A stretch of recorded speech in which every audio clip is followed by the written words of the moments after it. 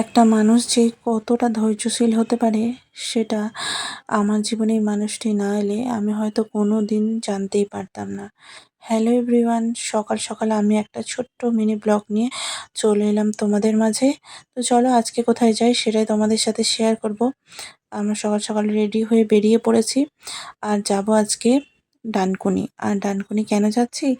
আমার মেয়ের বার্থ সার্টিফিকেটে একটা নামের অক্ষর ভুলের জন্য আমাদেরকে কতবার যে যেতে হয় যে তোমাদেরকে কি বলবো। তা সত্ত্বেও কিন্তু সেই নামের অক্ষরটা আর কি ঠিক হয়নি। তবে আজকে আবারও বেরিয়ে পড়েছি যাওয়ার জন্য। বার্থ সার্টিফিকেটটা নেওয়ার সময় তখন অতটা ভালো করে দেখাই হয়েছিল না, তো সেই কারণে নামটা যে ভুল হয়ে গেছিলো সেটা আমরা বুঝতেই পারিনি।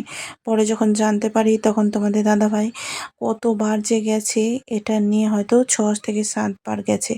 তার সত্ত্বেও কিন্তু আবারও দেখো আজকে যাওয়ার জন্য রেডি হয়ে গেছে।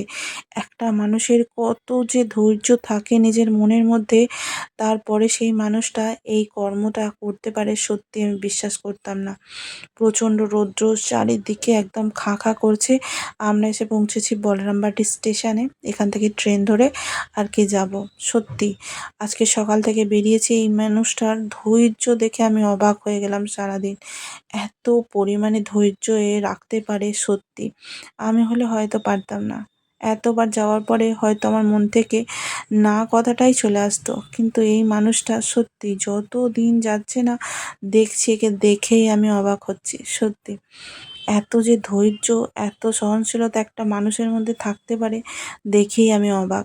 প্রত্যেকের সঙ্গে সম্মান নিয়ে কথা বলা, প্রত্যেকের সম্মান দেয়া আর ভালোবাসা সব কিছুই এর মধ্যে এতটা পরিমাণে রয়ে গেছে।